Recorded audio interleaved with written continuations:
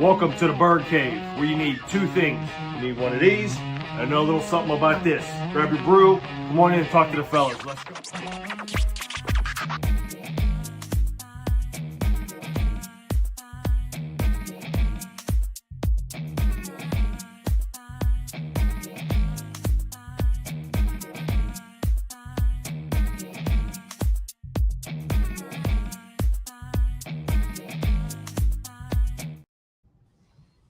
Oh, there's a dancing there. Was you getting it? I was getting it, man. What do they call that? Butt dancing in the car. You get that groovy thing, get the little butt dances going in the car. I was grooving to that beat. Some of my best garage band work, sir. Some of my best garage band work. Welcome everybody into the Bird Cave. We took a little bit of a different background here. We just got the field in the background. It is Combine week. Can't wait to talk to GB about this weekend's Combine, some of the player positions, and some of the drills that we should be looking at. And because watching the Combine's a little bit different, right? You know, there's a way you want to watch it. It's not a be-all, end-all, but it makes you rethink some of the players that you think it. Take notes. So if you watch it, Reese will tell you how to take notes. It'll make you go back and say, let me go back and look at that player for a good or bad reason. So it's good. So we're going to go over a few drills. Especially, I'm excited now because the Steelers are in need of a wide receiver. So that's near and dear to my heart. And so I'm excited to talk about a few drills, and we'll get to some of these players, obviously at a high level. And then we'll see if we can play a little fun Steeler game if we have some time later. I took a picture on it. But speaking of wide receivers, GB, we got to have a little moment of silence. Yeah, man. For one, Mr. Rondell Moore, who's left us way too soon. I don't know what was going on in that young man's life that I guess they found with gunshots, or I don't know if he just took his own life. I'm not sure, man, but that's what it sounds like. It's what it sounds like. But GB, you have any words about? Mental health is a real thing, and it is. If you are having issues mentally, like having sad thoughts and depressing thoughts, and self-defeating thoughts and things of that nature, and you don't know who to you need to go talk to somebody about that. Don't keep that stuff bottled in. You know what I mean? Like go and talk to somebody and work through it. It's very important. It is very important because it's far too many young people and older people too, just people in general, just now starting to really, it seems like you're hearing this more often, that people are taking their lives, and that's just it's sad. It really is. So go and prayers out to the Moore family. I can't imagine. I mean, all the outcry from his teammates. Like, it was weird because his teammates were like, "Man, you just talked to me today," and it's like they had no idea that he was, and that's what I'm talking about. Like, you really have to. Conversations can't always be on the surface. You got to get deep with some things, and seek help, seek therapists. Go and do what you have to do to get yourself in order if you are dealing with those type of things. But that's all I got to say, man. It's a sad situation. 25 years young, that's a man. That could have been one of our boys. You know what I mean? If we'd have, we're of age, dude. That could have been one of us. We had kids a little bit older, or a little bit younger. But yeah, it's as a father and of a son too, man, my prayers go out to his family, to his parents. Yeah, it absolutely does. And you said mental health is definitely, it is a real thing.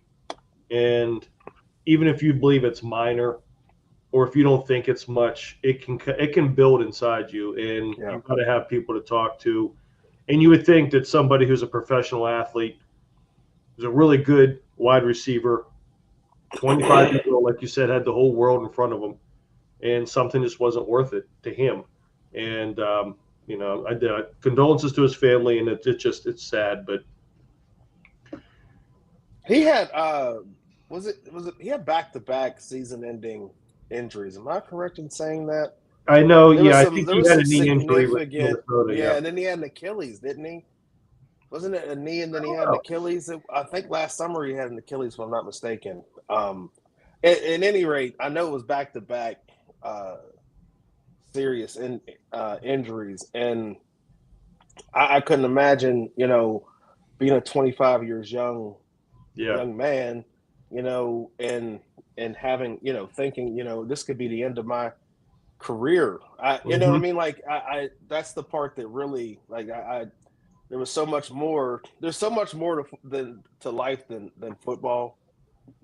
You know what I'm saying? Like, it truly is. There's so much more purpose that you have out here. Football's a sport, and it helps to forge people into young men and mature men. But at the same time, it's not worth taking your life for. No, not at all. And like I said, condolences to his family, friends, and everybody else that cared about him and knew him personally. Yeah. But hey, listen, it's the transition in what we talk about. Like I said, it's Combine Week. Yep. Right now, I got the schedule over here on the side here. Looks like on Thursdays when you start getting the on the field workouts. Right, pretty much through today and Wednesday, you have a lot of their exams. You got player interviews, team interviews, the poke and prod, if you will, of these players. But poke and prod, the registration, all the stuff that happens that's on the off season, that the players want to be able to. I'm sorry, the teams want to be able to talk to the players. They have, I think, however many minutes. Some of these players are going to go through multiple interviews.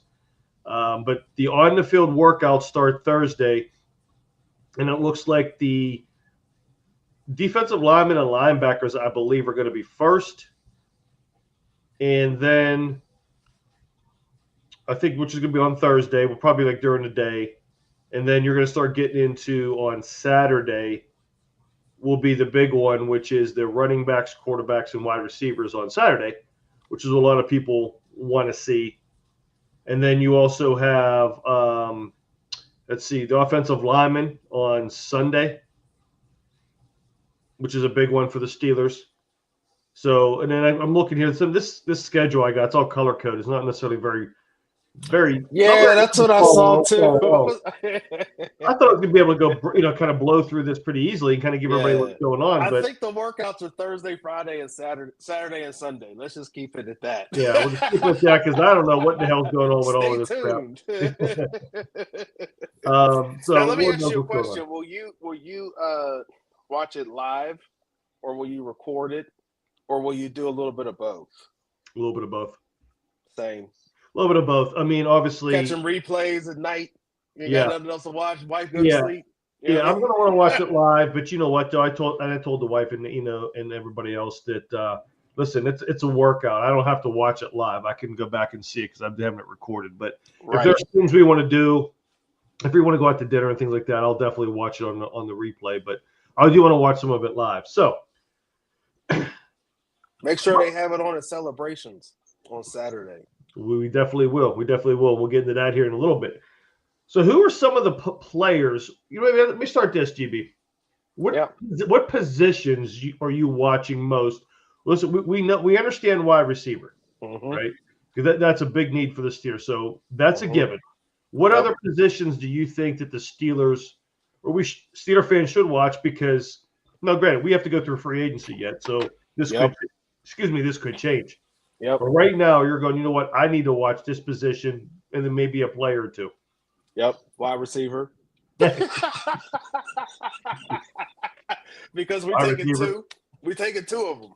I got a feeling we're taking two. Yep. There's two dudes in particular that I'm really paying attention to because I feel like there's some opportunity, with draft capital to move up if you really like somebody. Yeah. And I feel like there are some particular guys, I feel like their skill set complements DK or vice versa. You're right. Right.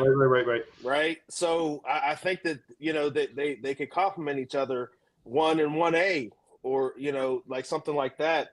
And that is very intriguing to me, especially with now, I think the cat's out the bag, Aaron Rodgers is coming back. I mean, I think we're pretty much understanding that that's what's going to happen. Right. And now you got Mike, and you just put the pieces to the puzzle together. You got Mike McCarthy with Aaron Rodgers.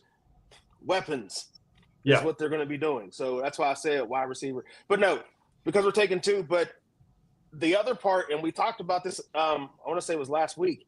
I'm going to be looking real close at this offensive line because I'm very, very, very concerned about Broderick Jones' health. Like nobody is saying anything. I want to just hear something. But until then, I got a big question mark on Broderick Jones' health. Who was it that just said he was doubtful to play ever again? The guy from the Browns, Jeremiah, the linebacker. Oh, JOK, yeah, JOK, yeah, he is done. Neck injury. Yeah. You know what I mean? So I'm concerned. Like I'm deeply concerned about his health moving forward, and not even that he might not even be able to play, but he may not be able to progress. You know what I mean? Because that thing continues to nag you, So I'll be looking at offensive line. I know people were talking about interior. I'm going to be looking at both. Really. You have to, honestly. We don't know what they're going to do with Sayamalu. And then if Jones has any type of, questionable anything, you still got Spencer Anderson, you have Dylan Cook, like you got some decent guys, but you still want to have really good depth there, and covering a 42 going to be a Polamalu 43 going into 26, bro. Yeah, like absolutely. You got to have somebody on that left side that's going to be able to cover that man. Yep. So weapons and weapon protectors. There you go. Just making up your own positions. Yeah, I'll make up my own stuff. Yeah. I agree. Left tackle, left guard. Yeah. Wide receiver. I agree with you, and I would be lying my ass off up here if I told you I knew top, lineman prospects, which I'm going to look up, after the combine, because one of the things we talk about is the combine makes you go back and watch tape. Yes. Or go back and research. So I am going to be watching the offensive lineman. There's a kid from Utah, Spencer Fano. Yeah, you're saying. I remember you saying about him. There's a kid from Georgia. His name escapes me. Somebody help me on the Twitters if they're listening. And I want to say there's a dude from Alabama too. There's also the dude from Miami, Francis. He has a Polynesian last name. I don't know how to say it. We'll pull it up here real quick. I actually Francis something. It starts with an M. He's probably going to be from what I've seen on the mocks across the board. It's been pretty consistent that he's going to probably be a top 5.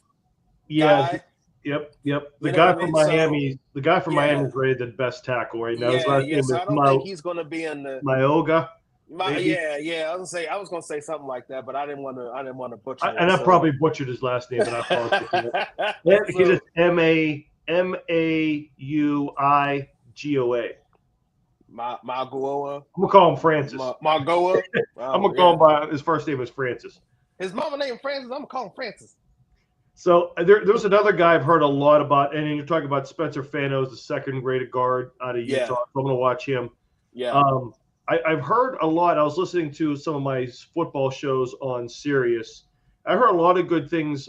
A lot of people say good things about Emmanuel Pregnon, Prgnon, tackle on Oregon. 6'5", 318 with a 5, like a 5'2". So I want to see the athleticism of him, right? Okay. And then I actually wrote down a couple. There's a dunker, 6'5", 315. I don't know if he's a right tackle or a left tackle, but he's an Iowa kid. They breed linemen like crazy out there. So what I want to see, and then they also have you're looking down in day 2. Yeah, you could be. And then Bayo Stevens is a guard from Iowa. Those three guys, I wrote their names down because I heard other people talking about them. Gotcha. Again, I would be lying to say if I knew about them. So those are the guys that I want to watch. And then afterwards, I want to kind of go back and read their bios, their scouting reports and things like that. Because for the offensive lineman, you want to look at, and Jeeb, I want you to weigh in on this too. We got it. Yeah. We didn't make it that far. The 40-yard dash for the lineman is important, but more importantly, it's the 10-yard split, right? Well, it's important in the sense of you have to look at the 10-yard split.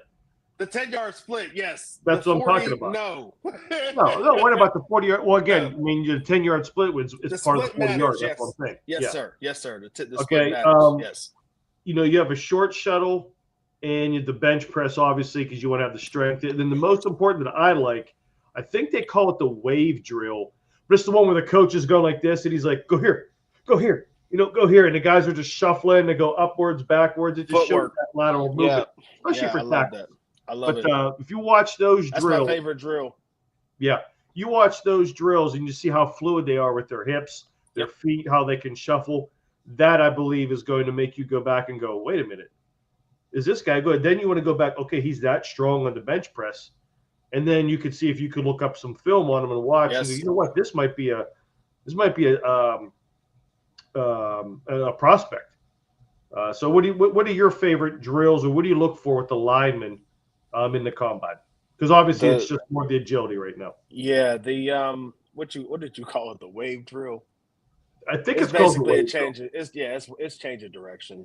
You know what I mean? Giving them ability to change direction, right, left, back.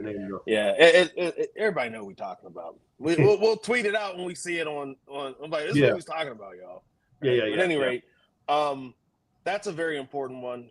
Fluidity of hips matter. Mm-hmm. Footwork absolutely matters, especially when you're dealing with, wide nines. Mm-hmm. You gotta be able to get. You gotta be able to get over there. And doing it quickly and getting your hands out. I look at the tackles. I look at the bench press as well. Like, I love watching dudes, put that thing up 30 plus. You know what I mean? Yeah. Now, Rashawn Slater is one dude who did not do well in was that the Northwestern putting up the 225. Yes. Yeah. Yes, and he went to San Diego, or not. Look at it, I'm old, bro. The Chargers. To the Chargers. And you know why I said that? Because I saw the Polamalu highlight earlier today. Okay. The one we was at the game. Yeah. So I was thinking about San Diego City Chargers. Anyway, but at any rate, I think he only did like 19 or something like that. It was under 20, or maybe it was 20. But I do like to see them dudes like just go out there and handle business. Yeah. The other thing I look at is their measurables, wingspan, right? You were mentioning, 6'5", 318. That's what you want. You want to see about 6'6" nowadays. 6'5", 6'6", over 320. Yeah. And can move as your left guy, as your left tackle. Well, they got to be able to move too, because like you said, hand size. Yeah, because they get to be too tall. They can get leveraged a lot, but but these dudes are crazy athletes nowadays, man. It's amazing to me watching these tackles. I mean, they're really like power forwards out there now. You know what I mean? Like they're slim. You know what I mean? Like they're they got to be more athletic though too. You got to be you're dealing with you're dealing with wide nines. You're dealing with all type of blitzes, fast nickelbacks coming in on your inside. Like, there's a lot that you got to deal with. So. Yeah. Another position I want to look at too, and this is where like the 40s and the broad jumps and even the ball drills to a point, but we all know the DBs or wide receivers who can't catch. But I'm looking at a couple of guys from Tennessee. I remember I watched a lot of Tennessee football this year, just a happenstance of what was on my TVs. And I wrote their names down over here. Jermon McCoy and Colton Hood. Now, they're both 6 foot, about 195. One's 4.52, one's 4.43. Hood is the faster of the two. That's kind of like an ideal corner size. Then you got this safety, and I heard he could play both safety and corner. There's a kid from Toledo who is more of the avatar type at 6'2", 202, running a 4.5. Is Emmanuel McNeil Warren. But I don't know if he's more of a safety or a corner. But the guy that I want to watch, because every time I watched Indiana this year, I looked at D'Angelo Pons, and this dude was just balling. You reckon dudes. At 5'9", 170, runs a 4.35. Wrecking dudes, bro. Yes. So that is, guys. So actually, I have. What are your thoughts on the DBs? And we actually got a tackle here from the comments is brought up. I'm going to look this gentleman up while we. What's the name? He's looking at Thor's Forge. First time I've seen you, man. So appreciate you hanging out with us here. What up, Thor's? Austin Barber at 53 all day. Okay. Where did he go to school? Let me look him up. I have my other screen here. Let me see here. There's a tackle, I'm assuming. Yep, offensive tackle. I'm going to go to tackles only here. Again, I'm lying if I knew some of these dudes. Dude, I'm not all the way versed on every single dude. I'll tell you that. I got a lot of shit to do at home. Exactly. I got work to do and shit, man. I'll catch up after the draft. Okay, he's a tackle from Florida. Okay, well, yeah, Florida's got SEC's got athletes, so I'm gonna look him up real quick. Let me see here. Caden Proctor was the dude I was talking about in Alabama. That was his name. Yeah, and Monroe Freeling, that was the other guy. Oh, I got him. Yeah, Austin Barber, I got him here. Oh, yeah, 6'7", 314. He has athletic tools. Let's see. What did we pull up his I like that size, Thor's Forge. I got 6'6", 318. We'll figure it. We'll get the real number. I'm on NFL Draft Buzz right now, which is a website that I like. I'm on NFL.com. NFL Lion. It's close enough. Listen, 6'5", 6'6", 6'7". That's a big dude. He got 33 and 6/8 arm length. It's good. He's got 9 and 5/8 inch hands. That's a good. Let me look at something real quick. His bio 6'6". Yeah, some big boys in here. That's some big boys, man. That's a big boy. I'm definitely gonna watch you, man. Thanks for that. Adams actually Arizona State offensive tackle. Oh, Max. Yeah. Here's what I like. It seems like it's a deep draft for offensive tackle. Yeah. So we're gonna look up more of those guys as the night goes on here, and we'll bring some up to talk about. But I like watching these, and I want these offensive linemen. I like to see their agility, the way they could drop their hips, turn their hips, and run. Shuffle their feet, things like that. So a couple of good names. Thanks, fellas. I appreciate that. But back to this D'Angelo Pons. Yep. From Indiana as a DB. Yep. The guy is just strong. And I've seen him go up against a lot of bigger corners. Now, ideally, I would like to re-sign Samuel Jr. and Pierre. Absolutely. And then bring in Pons as a complimentary piece and allow him to play. Is Eccles a free agent? Eccles, I believe, is also a free agent, yeah. Okay. So, again, depending on what they do there, I don't know how high corner is, but corner could be an area that they could. I mean, listen, there's 12 picks. So I don't know if they're going to pick 12 players, but they could pick 8 or 9 players. And that's why I believe that they can, in the first round, if there's a guy that they're absolutely coveting, and I believe that there's a guy, there may be 2 guys, but there's a guy that I'm coveting at least, right? And we'll talk about that later. But if there's some people, you know what I mean, that they're coveting, then they can, package picks and get them probably, and you could probably get these guys probably within, where are we at, 21? 21. We could probably drop 10 and get one of the guys. It's very possible. Very possible. Get to 11, 10 to 11. And we could drop I like the standstill for Michigan comparison to Pons. I think he's a little bit faster, but I do like that comparison. That's good shit there, Thor's Forge. I'm interested to see what he does in the drills with the hip fluidity. Yes, and I want to see. I really want to pay attention to. And can Pons, can he catch? Things like that too. So it's a big thing. And also at 4.35, How is he in a He's a return slot game? Is he He a a slot good in corner all return game? day. Slot corner or return game. And you know what? The strength he plays with, he could be a really good slot corner. Yeah. That could bump Eccles out, but we'll see. I'm not sure. I ain't gonna be mad if they bump Eccles out for this dude. So we're talking about the defensive side. I believe it's going to get addressed, but we now have an offensive-minded coach. Yes. And I don't think we need running backs. Okay, so Mark said Eccles signed a 2-year deal last year. I hope he did. I hope that's the truth. We'll have to look that up. But Mark, let me know if that is true or not. But if that is true, then I don't think it changes my interest in Pons. But I would like the fact that he's coming back. So I definitely would want to see that.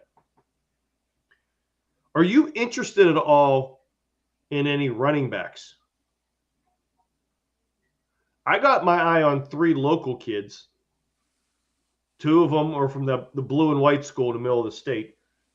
But those guys are good, man. Singleton and drawing a brain fart of the other guy. Katron Allen. But also, do you know who else is in the combine I think could really showcase is Des Reed. I thought you was going to say Darren Sproles Part 2. I thought you was going to say Eli Heidenreich. That's what I thought you were going to say. Hey, he might show though, man, for real. I'm rooting for him. Listen, I'm rooting for him. I got my full undivided attention at the combine, bro. I'm rooting for that dude. Me too. 100%. Yes, but I really did think you was gonna say Heidenreich because I too am paying attention to Des Reed because I love me some Des Reed, and Des Reed with Jaylen Warren would be very, very, very fun to watch with some other dudes. You know what I'm saying? Like speed kills, man, and that's a speedy dude. Look, I love Gainwell, and I think he does some great things. But dude, Des can fly. Des can fly, bro.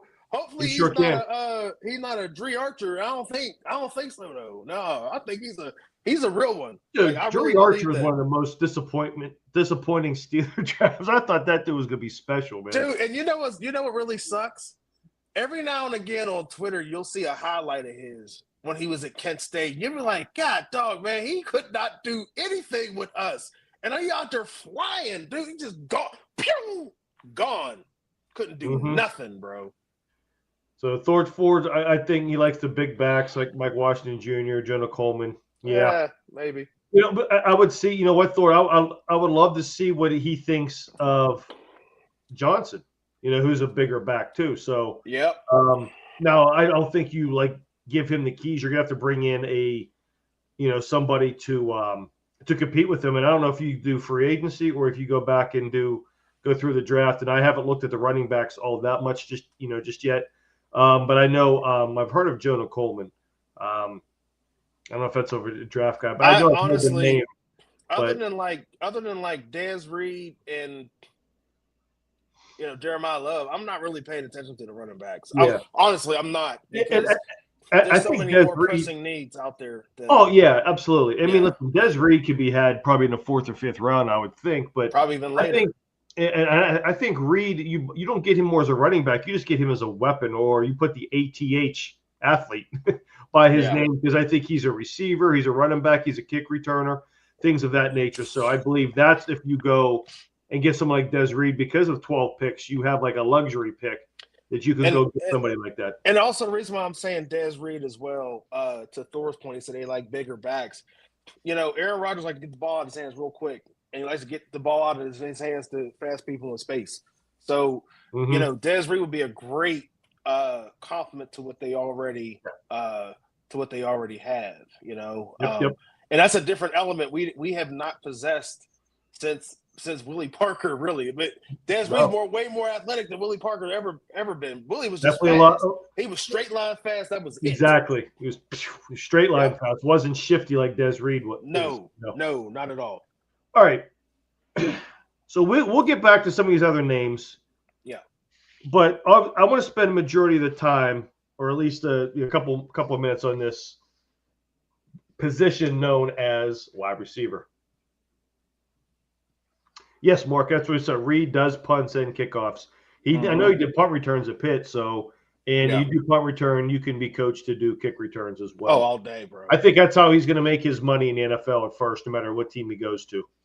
And actually, Adam, Adam, you said Keontae Scott. Is that a DB from Miami? So we can maybe circle back to him later on after we get done talking about these receivers. Yeah. I think he is. I think that's why Adam put him in the chat there. But I think that's who he is. All right. 6 foot 195. Yeah, he's He's a player. So Sorry. I am going. Okay, yeah, DB from Miami. Thanks, Adam. All right. I went through these receivers, and I wanted to get 5. I have 5 names here that I think all of us should watch in the draft. One of them makes sense because we have DK, but I'm intrigued by watching them. Okay. So I'm going to give you 5 names, and I'll let you know which one. I'll see if GB, if you can guess which one is based on DK. I already know. I already know who you're gonna say. I already know. So the first name, who we all want, is Carnell Tate. But I think he's a top 5 pick. You're gonna have to go get him. But is it one of those players that because of the 12 picks, can you go get him? That's not 6'3", 195, right? He ain't the one I want no more. Do that. Yeah. Here's the thing. And by the way, I know who you want, and I don't have his name on here because I kept him off because I know you'd bring him up. So he's a 4'6" guy. But here's interesting that I read a scouting report on Tate. Obviously, he's a very good route runner and with body control and discipline, which I was able to see when I watched. Profile states, though, that he struggles versus long corners, and he's not much of a willing blocker. So we'll see. But he said he would excel in a West Coast system, which is something that McCarthy runs. What I think is the most likely or best fit for the Steelers, in addition to the name GB is going to bring up here in a minute, is Denzel Boston from Washington. 6'4", 209, runs a 4.52. This is the type of receiver that we need to go in with DK. And we'll see what happens with someone like Roman Wilson, but I do believe you, like you said, I don't know if you may double dip in a draft or if you're going to double dip and go get a free agent and a draft guy. I like Denzel Boston's production. 62 receptions for 881 yards, 11 tutties last year. The kids call them tutties, right? 20 touchdowns in the last 2 years. Plays like a true X. His frame makes him an ideal outside guy, which is fine. I mean, I think we're going to have some position flexibility in McCarthy's offense, right? He says he plays faster than his 4.5. Really strong hands, willing blocker, tracks the deep ball well. Yep. It did say, though, he does not have a great route tree and more of a straight line guy with his speed, right? And he's not a yak guy in the sense where if you get the ball, he doesn't make a lot of guys miss. Nope. So he seems like he's like a chain mover, like a poor man's Mike Evans, right? The guy that I'm climbing up. Actually, you know what? I did put your guy's name here last. I'm sorry. The guy it's climbing up the ladder for me is Omar Cooper Jr. from Indiana. Yes. 6 foot, 209 pounds, a 4.49. I watched him. He reminds me of Debo. I like him a lot, bro. Now, you're talking about, I said Denzel Boston is not a yak guy. This is a yak guy. Yes, he is. Right? This is a yak guy and a half, right? A good acceleration and speed from the profile that I'm reading. What I like is they said he's alignment versatility. He could really be a mismatched slot guy. You know, they say he's not a great route guy, but just get the ball in his hands, right? And obviously, he hasn't played a lot at receiver, so he's still a little bit raw, which is fine because he might be able to slip. I'll give my 4th one, and GB, you take over on the 5th one because I know exactly who you're talking about. This is my guy. I'm going to put my hand down. I hate this. Another pure. I saw this guy in person and is an absolute man-child, but Malachi Fields out of Notre Dame. Nope. 6'4", 218. This is the one because of DK. I'm like, They basically are saying he is the combat catch king. Chase Claypool. However, nope. See, I'm like, is it DK or is it Chase Claypool, right?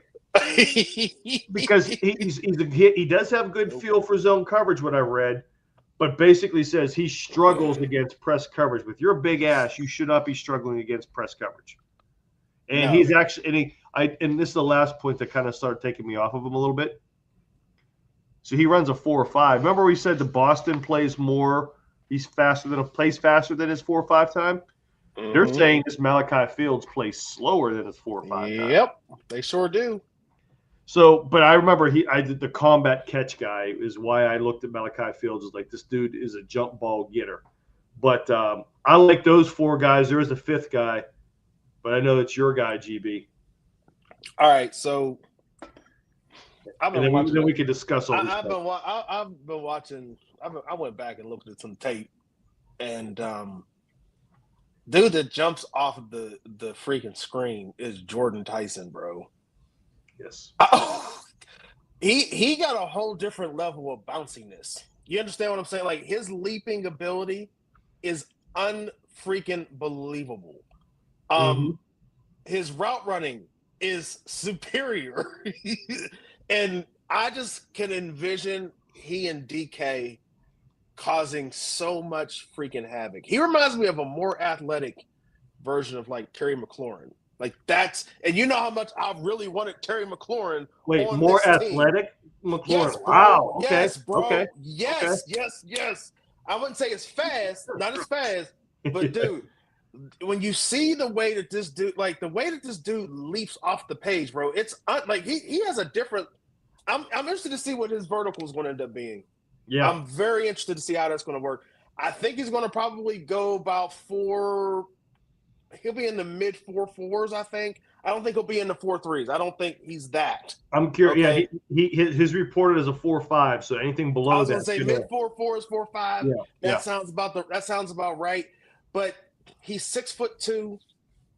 What is it? 200 pounds. 200. Yeah. He's solid, bro. He has more of a. He has a Justin Jefferson type of feel to his game. Okay. I'm gonna have to go watching him play. Yes, yeah. Go back, and you know who his coach was, right? My favorite Steeler. That part. That's just the cherry on top. You know what I mean? Like, you got Coach Hines. Like, I'm like, okay, yep. He got Steeler written all over him, and I would absolutely move up to get that dude 1,000%. I wouldn't think twice about it. Hey, look, that's good too. You know what I'm saying? Brother plays whose brother's a basketball player. That's good. That's good. Like I did not know that, Mark. Thank you. I am a very, very, very, very big fan of Jordan Tyson. Go back and watch the film, guys. So here's what I like about him, this profile. These profiles on these 5 dudes. Well, really 4. Malachi Fields, I was just curious about. Notes on Jordan Tyson is obviously coached by Hines Ward, all right. Knows how to get open in a variety of ways, which knows how to use his body and such. Yep. Good route runner in and out of his breaks. He's good at combat catches. Yep. He's good at deep ball tracking. Mm-hmm. And with one of the common phrases that they used on Draft Buzz and other things other draft profiles I've heard, and I know my NFL radio, Sirius Radio, that show I listen to, has already started diving into some of these players. Is he has the alignment flexibility. So even at 6'2", 200, means you can play the X, you can play the Z, you can play the slot, and I like that. That's probably why Adam's saying about CD Field, because I think CD's the same way. Maybe he's not as fast or explosive as CD, but I do see the comparisons. Yes. The downfall of him, and we might have to get him his own room at UPMC. Yes. He had a knee in 2022, a collarbone in 24, and a hamstring in 2025. Yes. Now, maybe he's got to get that man some creatine and some protein bars or something. Right? We're better to get healed, but at UPMC. Come on. We got the best doctors on the planet. Come on in. We'll get you right. Quarterbacks have a plan until they get hit with the route. Man, ain't that the truth, bro? I like that. Now it did say he has 12 drops too. So is that a focus or is that a hands issue? That was early, though. Yeah. Okay. Okay. He ain't dropping nothing now. Listen. The fact is, I mean, it's a profile that I want to watch Tyson. Now, I want to watch these guys, and you know what? There's going to be a lot of others that catch our eye whenever. Yeah, I mean, they're not afraid with guys with injury histories. You're right. So they might be able to take a flyer on them. There's a couple of drills that I want to watch with these receivers. Real quick before you go ahead. There's one other dude that go for it. I'm going to pay because you didn't mention him. I thought you were going to mention him. I thought that was going to be the guy. Okay. Is USC's Makai Lemon as well. Yeah. That's another dude. Like, he's a dude, bro. Like he's legit. And then there's another dude that I believe he got injured late. Kid from Louisville, Bell. He wouldn't be anybody that we get early. He'd be a day. I think he'd end up being a day 3 guy. But my eyes are glued to him. I'm not saying we should draft him. I'm paying attention to that guy in particular. And like you said, there will be some people that they start doing drills and you're like, damn, who's that? And then you start taking notes, you know. Well, that's what I think the combine is for. And I'm going to share my screen. We knew them dudes from the Texans drafted because those were 2 dudes that we were looking at for the Steelers. Right? Okay. Their names escape me. Iowa State guy. For this year? Yeah, remember they drafted 2 guys last year. No, Higgins was one, and there's another guy. Jaden Higgins and Hutchinson. Hutchinson? Was Hutchinson Ohio? He's a guy from plays for the Texans. I don't know if was he an Iowa State guy too. I remember Higgins was one, and then they got I forget who the other dude was. Okay. Man, so help us out, Twitters. We old. Yeah, we got a lot of names popping up here. I like Ted Hurst, the small school guy. Adam's talking about this here. He is Ted Hurst, the small school guy, has a Pickens feel to him. I love it. I'm gonna go look these guys up. C.J. Daniels out of Miami, Thor's Forge. Yes, I know that guy. Yeah, he's very, very strong hands.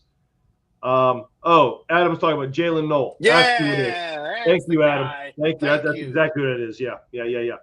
Yeah, both guys I think went to Houston. Yes. You're right. You're right. And Jalen Noel. Yes. Yeah, you're right. We were looking at both of them last year as potential guys that we wanted the Steelers to draft. Yeah, man. Mm-hmm. So 3 drills that I want to go over, and I got some videos for the last one. I kind of just did a diagram. You brought the diagram out? Okay. So this is one where you guys have watched these when it's just the deep ball throws, right? It's just the deep ball throws, which is a receiver that's going to show how do you adjust the ball, how do you track the ball, because a lot of times the ball could be inside, outside, over the shoulder. Do you stop? If you stop, you go back, you get at the high point. This is a quarterback drill as much as a receiver drill, but it's more about how does the receiver track the ball, and it's just literally go back and launch. And you'll see a couple of videos of this here in a minute. I actually grabbed some videos to watch here. Then there is the sideline toe tap. The receiver basically just comes in, goes a couple steps, and plants to the sideline, and the quarterback puts the ball on him. And it's more of the toe tap, getting the 2 feet in bounds, because obviously you go from 1 foot to 2 feet in bounds in the NFL. And then you also want to see a guy kind of catch the ball at odd angles, because the quarterbacks are actually taught in this drill to make it a little bit harder for the receiver. This shows body control, hand-eye coordination, and things of that nature. You got it going into the end zone. Well, I had to go into a sideline. Oh, gotcha. It's going to a sideline where let's go to the end zone, right? I gotcha. Don't critique my diagrams. I knew what you was talking about, dude. I knew what you meant. Then our favorite is the gauntlet drill. The Puka Nacua drill. The Puka Nacua drill, the Mason Taylor drill, and I'm going to show you this in a minute. Yes. This is the one I think is a very – and, again, there have been guys that crushed this and done nothing in the NFL, right? because a lot of your top guys don't do this drill. They don't really participate until their pro days. But I like this because this is, to me, the best indicator of your hips, body control, but then also your hands. Guys that struggle with this fight the ball into their hands, or you hear a lot of, when the balls catch. If you don't hear anything, you see this on the drill because they look fluid. You know what's really interesting about this too, Dudek, is that I coach 7-on-7 right now, and one of the big things that we run are dig routes, right? Yep. And the emphasis on flattening your route. I'm literally sitting there on the sideline, making sure that they're coming flat, because we do not want any kind of angle, zigzag of no sort to happen. Because the angle makes it makes it so much more deadly with the angle if you keep it flat. And man, that's why I love doing this drill. I love watching this drill, and I love doing the drill when I'm coaching too, because it's very important. So I'm going to do the best one first. This Thor's Forge is with me on the Mason Taylor. This is how you run the we showed him. Was that last year, right? We showed him. This was last year, correct? Yeah. He was a rookie. The problem is he went to the Jets, but here it is. Watch this. Justin Fields throwing to you. Shit. Look, he doesn't go off the line. Look at the hands. And that's not a small man. That's a tight end. Yeah, that's not a small man. He ain't a small man at all. Look, it's almost like if that was like a beam and going over the Grand Canyon, well, except for right there, he would have stayed up. I mean, that is perfect on how you run that. So here's what I wanted to show you guys. Okay. Here's a couple of things of the drill. This is from last year, I believe. That's Jordan. I'm sorry, 2023. 2023. All right. This is that deep ball one that I showed. Actually, let me pull up my little timestamps I had marked down here. All right. So this is the deep ball over the shoulder. We'll just let this play. This is Jordan Addison. It's going to be like we're watching it together. See, it's just a jog, but see, just track the ball. How do you look the ball into your hands? A lot of these guys are going to, booties, play pretty well for the Pats. How well do you track the ball? Here's a good look at it. Tank Dell. See how he slowed up a little bit? Mm-hmm. Raheem Jarrett, I don't know where he played, but he actually had a lot of good drills here. Okay. So then I'm going to let's go to 327, and then you're going to start seeing the gauntlet. So let's let this play. Okay, so here's Josh Downs. Josh Downs plays for the Colts right now. A little bit of waviness. I don't like the jumping. I don't know what the jumping's for, but he has good hands. Zay Flowers, we hate this guy, but man, he did a great job. He was good. Look, those are natural hands. Ball never hits his body. Jalen Hyatt actually didn't do too well. He's just buried with the Giants right now. Oh, see? Hands are okay. They're good. This guy, you can see this guy doesn't have good hands. He don't have good nothing. Look, he's fighting the ball. He just has big freaking hands, but they're not natural hands. Again, there's this Jarrett guy. I have to find out where he played because he actually did really well. Those are natural hands. The positioning with the thumbs together and everything's natural. Yep. Here's Higgins. And I'm going to go to the next part, and then I got one other part to show you after this. So this drill is really good indicator of that. So it's 603. We have like a little bit of a change of direction drill. Right? This is more of like your stop routes. But they'll do like this, they'll do similar things to the sideline. Right? This is just getting in and out of your brain. This is tracking the ball. I like this drill too. these corner routes. Mm-hmm.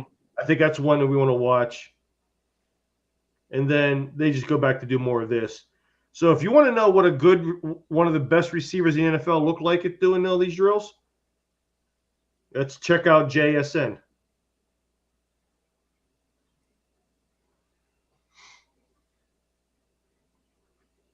Okay, tracks the ball very well. So fluid, man. He was so fluid. So fluid. Watch this drill. This is another. Even his hands were out of position on that one catch, but he still because he kept his thumbs down when it was down by down low. Watch right there. Also, pay attention to see if they run out of bounds too when they come up the sidelines. Yep. But he also knows that that drill is not a speed drill either. Right. So and he ran with good control.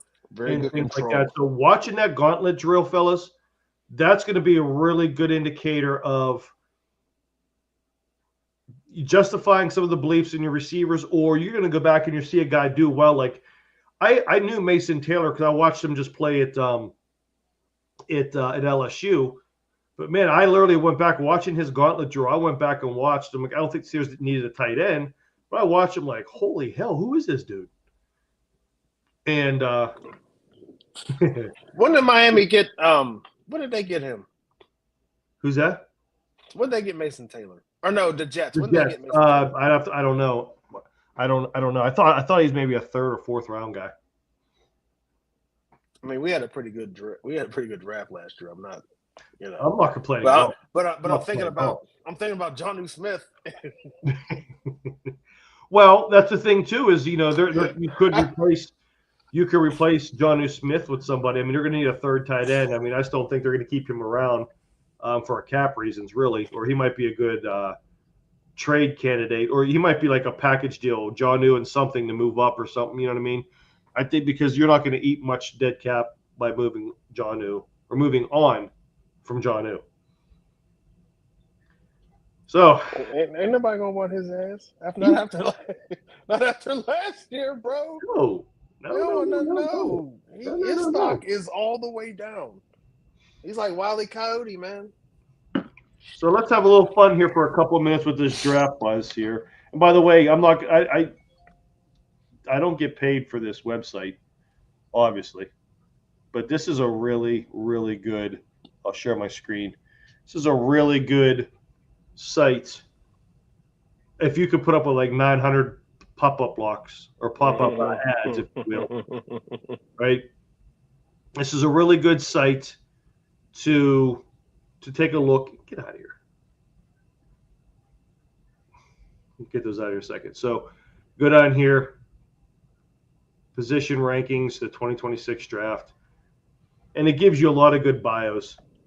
This is where I get a lot of my preliminary information that I go by, go back and watch film on. It's what we do between now and the draft, and kind of get an idea of, here's your overall picks.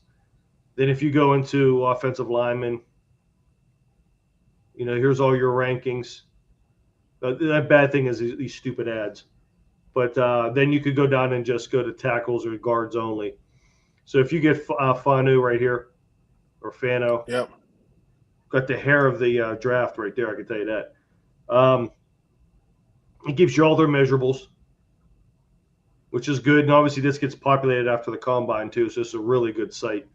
And you're able to go through and highlight it's a really good bio, and it's a good reference point whenever you want to kind of get information on players where you might hear Steelers could be interested. Or if you go through this on a position, put your notes together. You know what? This might be a good guy based on what we're seeing here from a profile perspective the Steelers could go after. So shout out to NFL Draft Buzz, man. I like it's one of my favorite sites among many, but this is a really, really good site.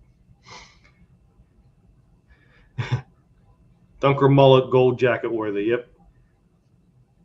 Dude's got Palomalu hair almost here. All right. Anybody else that we're missing, or anybody else you think we can bring up here before we move on? I got a little bit of a Steeler fun for everybody here. Let me get this screen off here and pull up this. But anything else we want to miss it, or we should be looking out for, GB, in the you know what? There's a lot of there's a lot of question marks. Like, you know, if they don't sign James Pierre, right? They part ways with Jalen Ramsey. You know, you may be looking at another corner potentially. I don't know. Yeah. So we have to pay attention and see what happens in free agency. I mean, I think it's too early to tell as far as that's concerned. But it looks to me like the most pressing need via draft, because you can get a guy, you can get a real dude, is wide receiver. Yeah. And that's why I don't like any of these mock drafts right now, because I mean, it's I mean, again, it's a conversation starter. I get it, but I mean, you really, to your point, you just really don't know. And they're reloading too, Dudek. Right? Yeah. They're not trying to, you know what I mean? They're trying to reload for another run in the postseason. Like that's the goal. GB, your thoughts? I actually was on Twitter earlier today, and I had put in like the assumption that PQ was going to be released. So I think he is going to be released. Yeah, because it does make some cap sense, and you can replace him. Especially with Patrick Graham. Like Patrick Graham is I like what he does with. Well, again, it really depends on what Patrick Graham wants to do. Because I thought for the most part Patrick Queen played relatively well. It's not the best linebacker. I do too, but I just think that where you get actually, I think it's the cap casualty. I think it's the cap casualty in linebackers Malik Harrison. I think he could be that too. I think. Don't get me wrong. I ain't gonna be mad if he. I ain't gonna be mad if he stays. Oh yeah, no. I'm not saying he wanted to go. I just think that they're probably gonna. I think that he's probably gonna go. Yeah.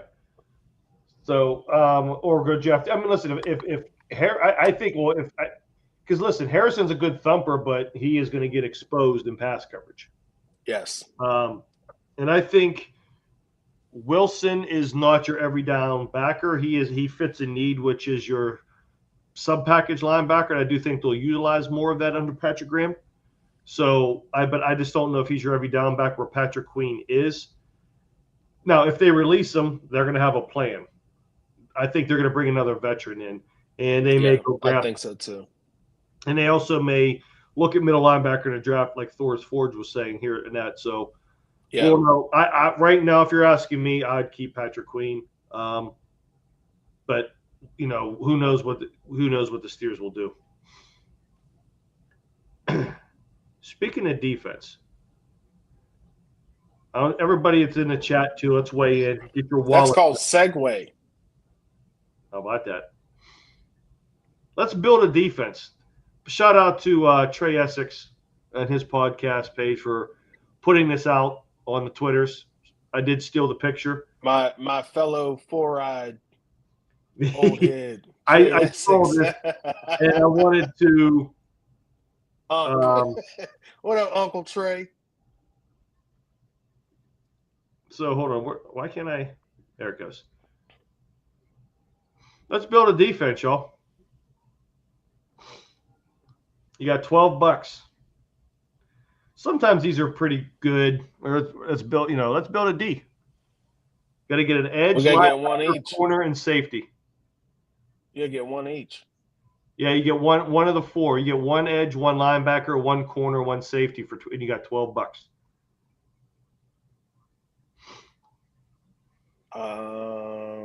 I'm gonna go. I'm see. Take 30 seconds here, and if you guys in the chat, let us know who you get.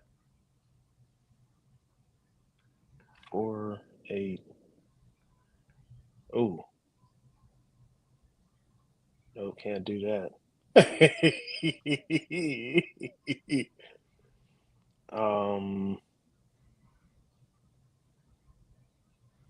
Why is Mike Mitchell up there? I don't know. Like, what are we doing here? What are we doing here, guys? Terrible.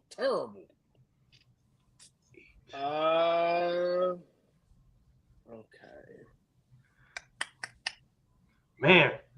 Lucky 5. 2, 5.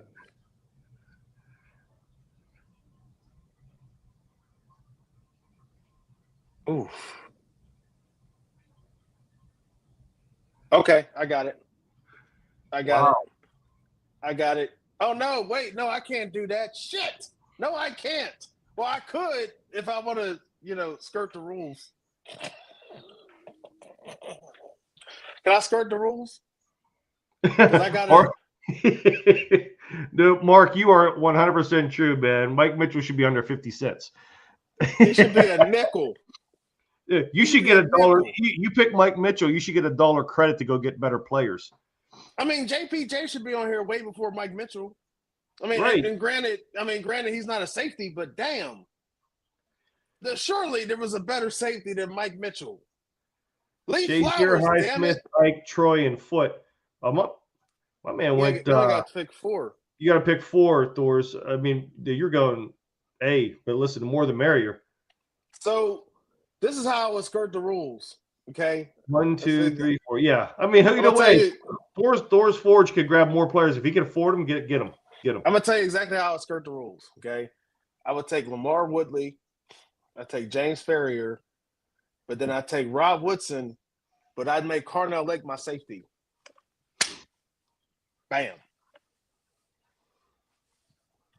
That's pretty good. Yes, let's go. Yes.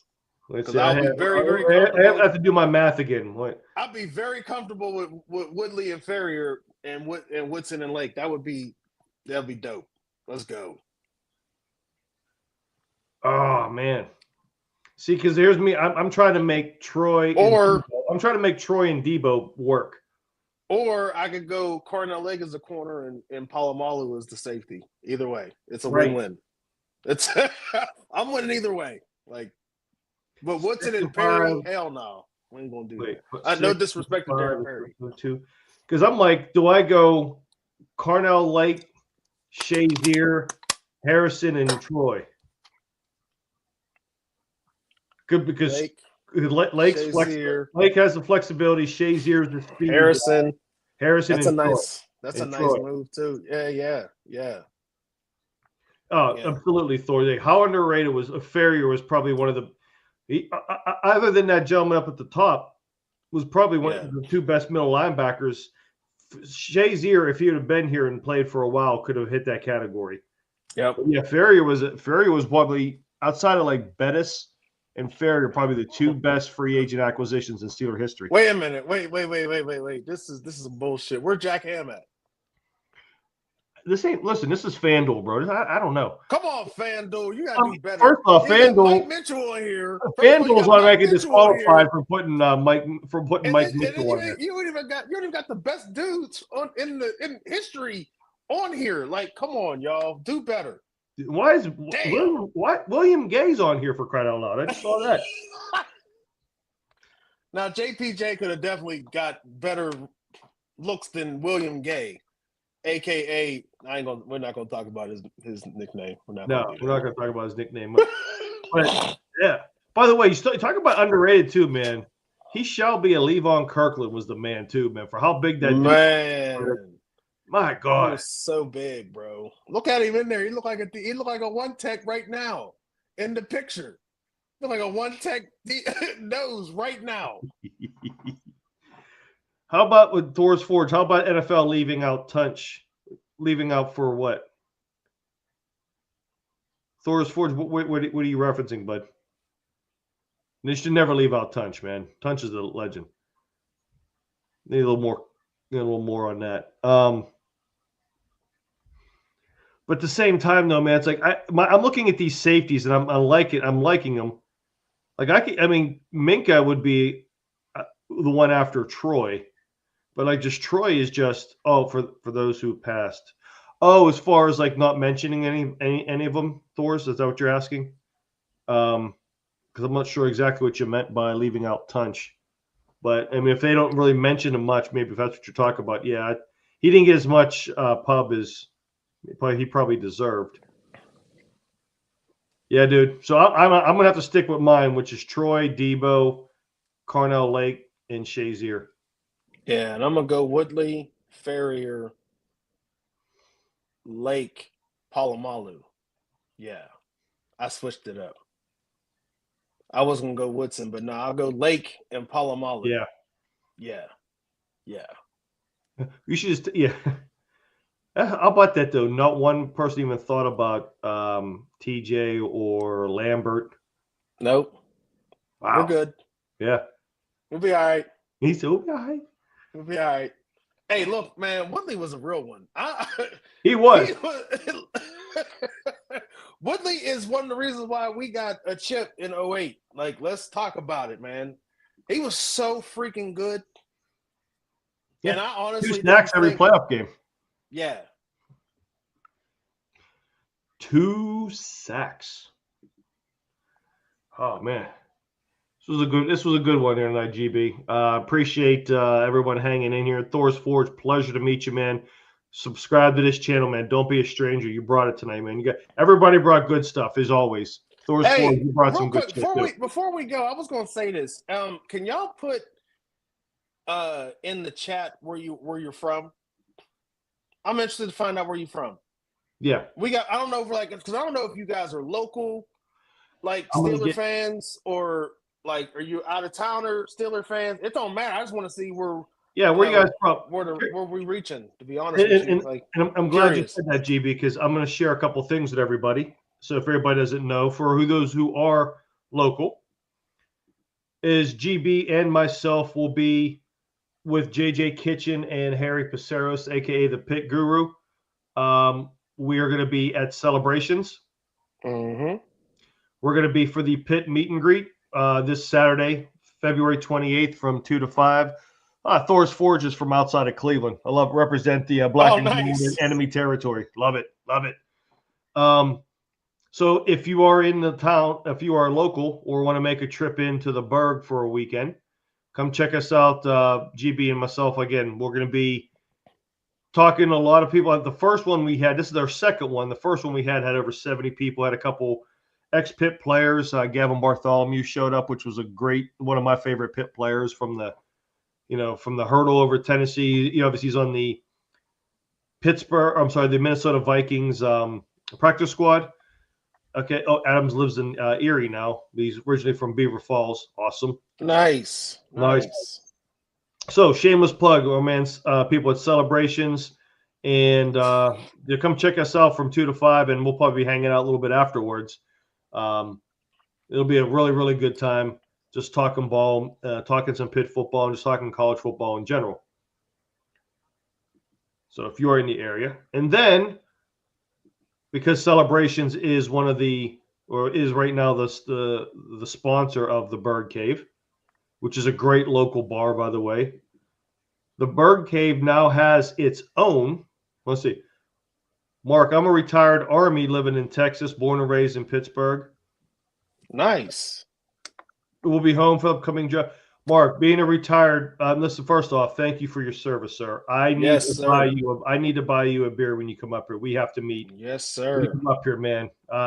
Mark, we've always appreciated you hanging out with us for the long time here. But yeah, let's make sure, GB, let's put something together, at least a meeting place for everybody who's out of town, somewhere in the draft. Let's play a meeting place, maybe if it's Southern Tier or wherever. Let's see what the landscape's going to look like.